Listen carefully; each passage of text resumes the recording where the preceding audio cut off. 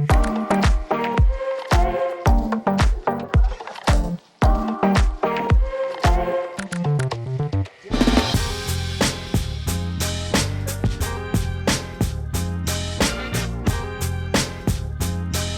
and welcome back to another episode of the Creators Podcast.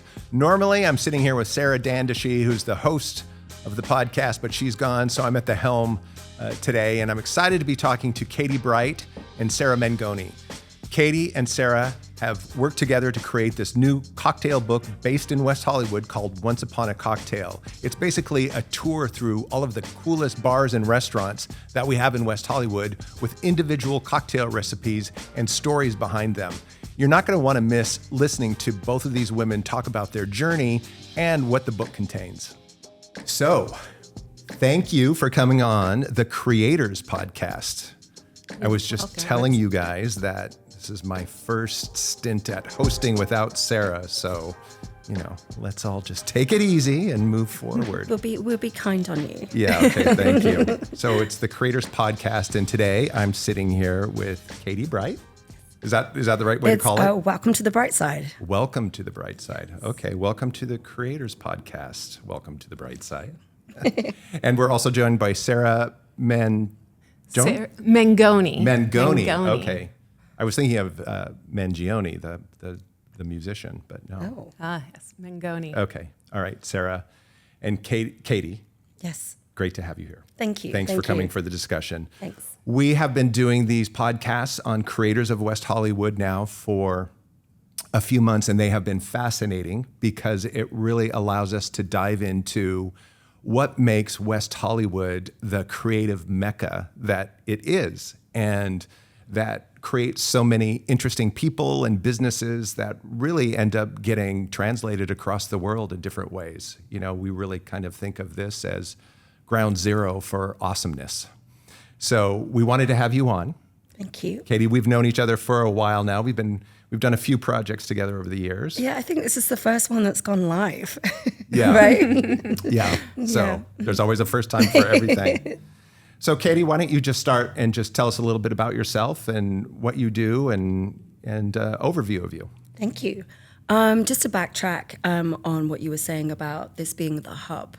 8 years ago, I arrived with a suitcase. I arrived on Robertson and Melrose, and I just fell in love. It was such a beautiful city, and you can kind of feel the creative, it goes through your bones. So I was just adamant of figuring out how to stay, how to make it work. My first person I ever met was Nicholas Remedio, former GM of Le Pierre Hotel. Mm-hmm. And we started working together and doing some creative things that are all very much West Hollywood based. So it kind of started to amplify my love of the city. So, yeah. Wow. So the Le Pierre Hotel, which is one of our greatest hotels in the Design District. Yes. So that was your first meeting? That was one of your first kind of experiences here in West Hollywood? First major freelance job, yes. Wow. And it was to put together a passport of all the locations within a mile radius of the hotel. So it was a little passport that got handed out to VIP guests. So I got to really ground zero, walk around, figure out what was in a mile distance and just get to know all the businesses. And see how many incredible, you've got empires here and, directors and just so many, I've never known such a concentrated city of so much creativity. Yeah. Right. Yeah. A lot of people say that. It's really fascinating from that standpoint. So what brought you to California in the first place? Because you're from... I'm from England. Yeah, okay. With a very dodgy accent. So I left England, moved to Italy, then moved to Australia. I lived in Australia for 10 years, came back and did a master's in England at Central St. Martin's.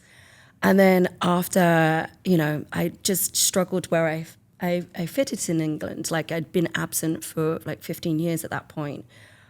Still didn't know anybody. So I was just what should I do? So I consulted a white witch to where I would live happily ever after. Oh, wow. Wow. And she said anywhere on the west coast of America. And because my fine art practice had been dealing with women in Hollywood and that narrative, I packed up a suitcase and I moved here. And on my first day, I met a collaborator and she got me into doing wallpaper and illustrations. Before that, I had never really illustrated before. I actually don't think I'm a very good drawer. Which is ironic because we're going to be talking about a book that you illustrated. I hate everything I do. It's like ridiculous. It's so like mentally to try and get me to draw. That's why it takes me so long to do it. you know, right. I understand. Dutch courage. Yeah. So you are like the quintessential West Hollywood lander. People who get here because there is this spirit about the place that really attracts creativity. Yeah. Did you know about West Hollywood before you got here? You said your white witch told you West Coast is good. Yep. But was it West Hollywood specific or no? It was West Hollywood specific, and I mean, I just didn't know anything. But I work with the law of attraction, and I've been manifesting super hard. And so things came easy at the beginning, right? It only starts when you start to elevate your business, it gets a little bit hard for a second.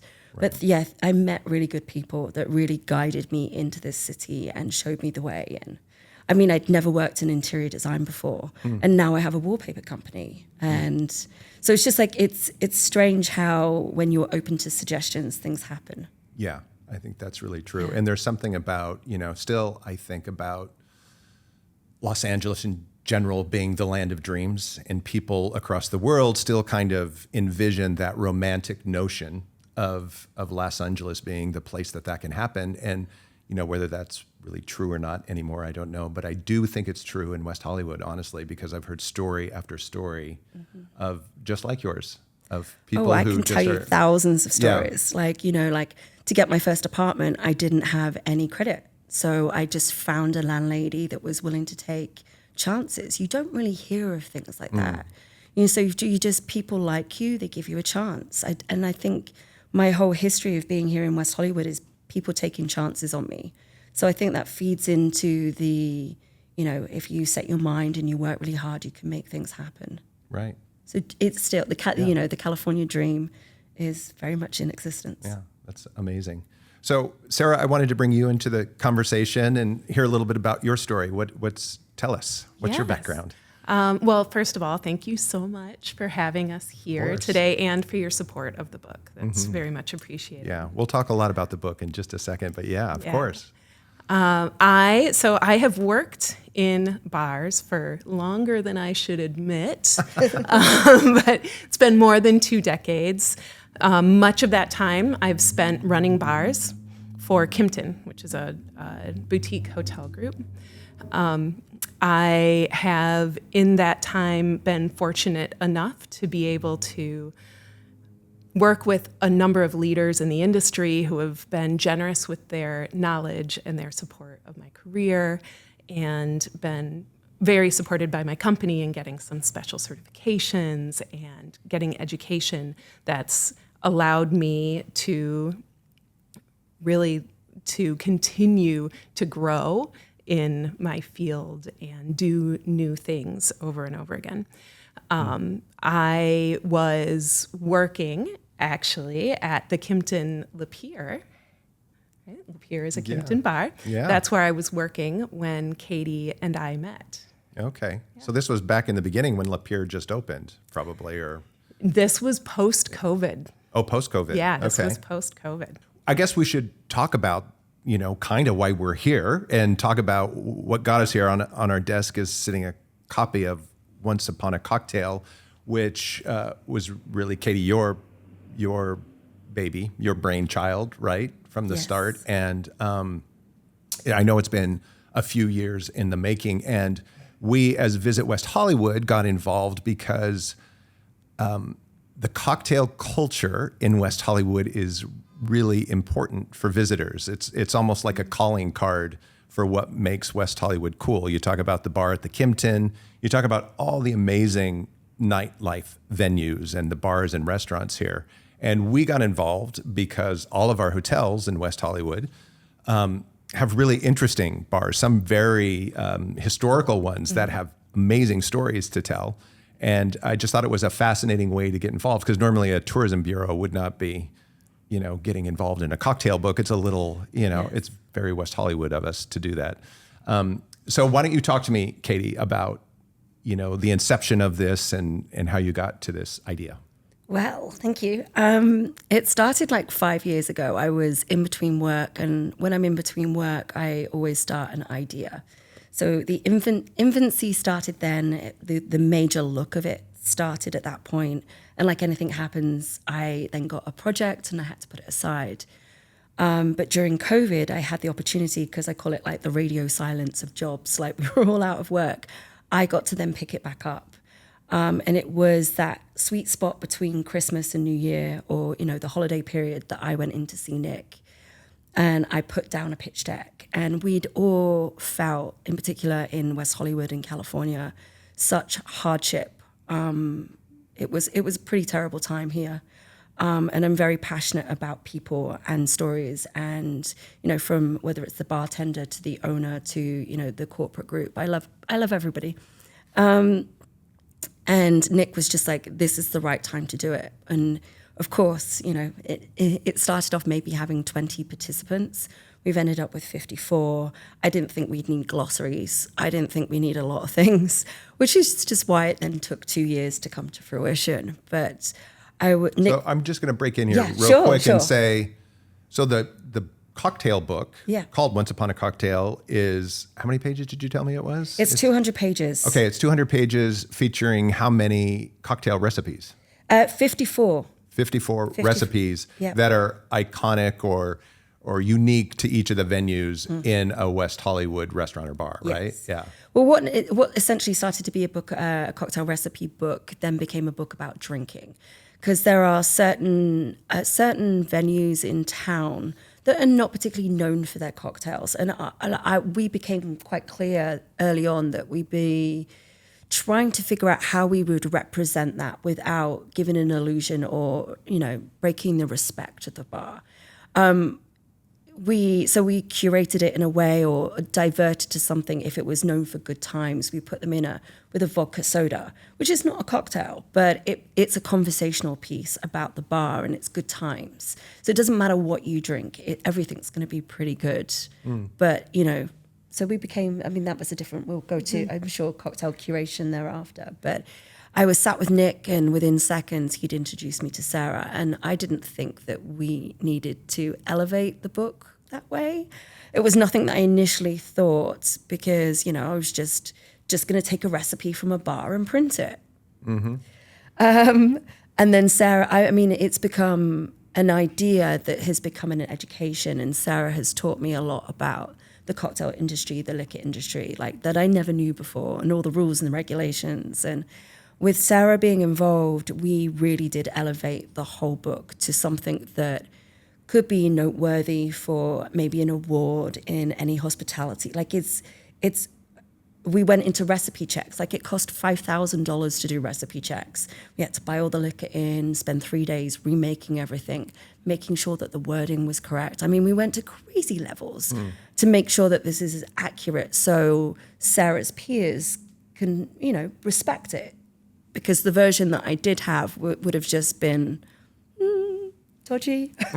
Beautiful. It would have been beautiful book, but it would have just been irrelevant. And, we Nick, Sarah, and I really wanted to put out a very elevated book that was a representation of West Hollywood and all of our partners that we can all be proud of. And, when you guys came on board, like, Nick brought you on and as a sponsor, and it was a game changer. Like, we now had all these hotels to work with and navigate through, and it's been an honor getting to know everybody involved, and now I feel like I know the whole town.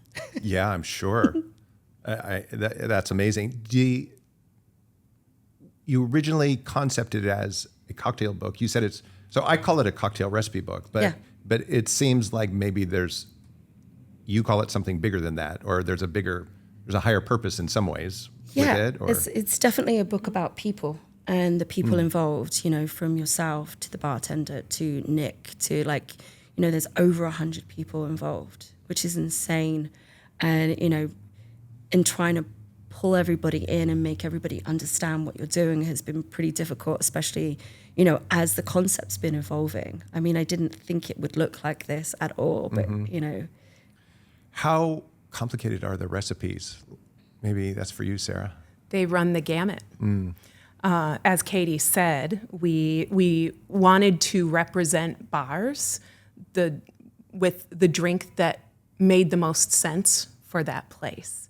And there are so many incredible places to have drinks in West Hollywood that we didn't want to not include a place because they don't have an elevated cocktail program, because there's so many things that are incredible about bars. I love bars. There are bars that are incredible beer bars. You know, there's so many different reasons to visit a place. So we really wanted to highlight those reasons through the recipes that we put in the book. So as Katie said, we have everything from a vodka soda, which is relevant. That's one I know how to make. Yes. I won't need the book for that, but all the other ones I will. It is relevant. You know, there is an art form to making drinks as simple as a vodka soda. You go to the right bar in Japan, and the glass has to be the right temperature. The ice has to be exactly right. They can use different types of sodas that have different amounts of bubbles. You know, so just because it is a simple drink doesn't mean that it's not without nuance. So there is value in having something like that in the book. But then we also have a couple of drinks in there that involve really elevated techniques, like sous videing. Cool. So it's everything all along the scale. You know, it strikes me as you're saying this, what an art form cocktail making is too. And I don't think I normally think of it that way, but I know that I'm always enamored when I go to one of these cool bars in the neighborhood and someone's putting those ingredients in there and then shaking it, and it comes out as this, you know, amazing concoction that tastes delicious. So it is art, right? Yeah, absolutely. Yeah. And it is both the way the ingredients in the cocktail play together, and it's how the drink looks. You know, it's the color of the drink, the glassware that it's in, the garnish that goes on the drink. You know, all of that goes into the person who's drinking it. It goes into their experience. So when you create a drink, I definitely feel when I'm creating a drink, like I am creating, almost like a piece of art for somebody to enjoy. I love that. That's really cool. Maybe this is for both of you. What are you surprised that you learned while you were putting the book together? Like, there's a lot of, you know, I mean, you said you had to discover different things, Katie, but you know, what is maybe one or two things that really I mean, if I hadn't have had Sarah, I think it would have just been a margarita book. Because West Hollywood, you know, we drink a lot of margaritas here in West Hollywood in California. So, you know, I definitely learned about spirits, and I learned the art form and the details, and everything is precise. How about you, Sarah? So my discovery of how easy it is to walk around West Hollywood, I had no idea that there were places like that in Los Angeles. And it's something that I'd been missing the whole time that I was here.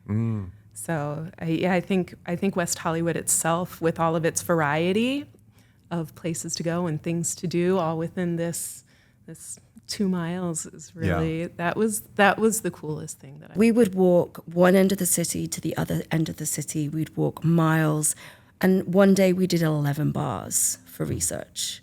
So we would go in. Were you still standing after that, or were you just sips at each one? I'm assuming just sips. Okay. There is sadly with this research and development process, there were a lot of dead soldiers. There were a lot of drinks that we couldn't finish because, of course, we couldn't do our jobs. Trying 6 drinks in each venue. What does that work out to be? 66 drinks? No, more than that, right? There's like 72 drinks. Yeah. Yeah, no way. Yeah. What about cocktail making just in general? I talked about it's an art form. Is it a resurgence of an art form, or do you think it's always been there and Like, where are we at in terms of the world with that, do you think? So since its development in the U.S., by the way, it's cocktails are a product of the United States that we exported around the world. But since the development of cocktails in the 1800s in the U.S., there has always been some sort of a cocktail scene.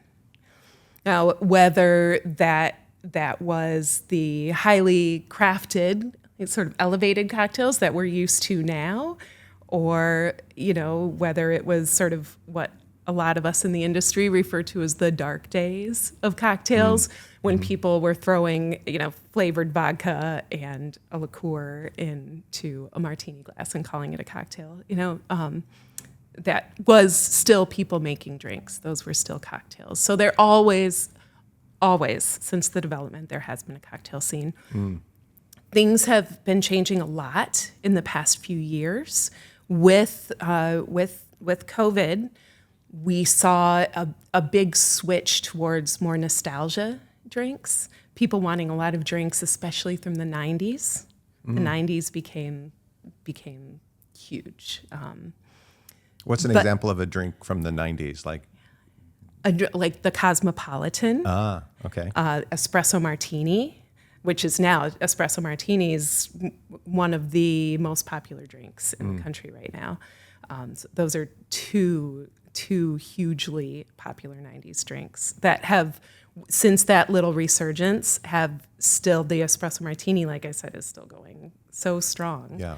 But now that has died down a little bit, and I see us once more getting into like the creative cocktail realm again, where people are using, people are grabbing ingredients like pandan and putting those in cocktails. As you were talking about the evolution of things, I was thinking about West Hollywood as a place. And, West Hollywood didn't become an incorporated city until 1984. And, prior to that, it was kind of on the outskirts of Los Angeles, which is why, during Prohibition times, that's when, you could get out to West Hollywood and drink without fear of getting in trouble with the long arm of the law of Los Angeles, because we were way outside. And so there is this really kind of long history of West Hollywood being this place that, not where anything goes, but where a lot of things go. Right? Yeah. It's kind of interesting. Well, I know the book has been a long time in the making. I know it grew from what you originally concepted it to be, but it is really exciting to hear what a more robust piece it is now, and how much more it includes in it. One of the things that we do on the Creators Podcast, and I'm not sure I'm going to have you do this exactly the same way, but we call it playing favorites. And, if you're going to recommend to someone to come to West Hollywood, what would you recommend? What would their visit look like? Like, what do you think are the must-visit spots, and how would they spend their time? Do you have a... Do you want to go first? I know it's a loaded question because you have a lot of places. Yeah, I mean, what was great, going back to what Sarah was saying about getting to know the city, is you now have a whole, full aspect of what you would do, whereas before you'd just probably go down to the Rainbow District. Yeah. Or go to one of the hotels, right? Yeah. So go for it. Yeah. Well, I would start my evening with dinner at Tess. Nice. Tess, which I think is offering some of the most amazing cocktails in the city. So I would start with dinner at Tess, and then I think after that I would go over to State Social House for a cigar. You have a cigar with some whiskey along with the cigar. And then from there, it's getting a little later in the evening. I've got a few drinks down. I'm feeling a little frisky. I think I would head over to the Rainbow District, and I would go dancing. I would probably go to Trunks. And I would have a mezcal shot at Trunks, and I would tear up the dance floor. That sounds awesome. That's the journey that I would take somebody on. Sounds like fun. Yeah. How about you, Katie? Is it possible for you to... Oh, mine gets even crazier than that. Mine would be like 15 bars. Okay, right, you ready? So you check into a hotel, you go to the bar, you grab a cocktail. It's 3:00 in the afternoon when you can check in. So you start your day there, depending on what time of year it is and which hotel you're staying in.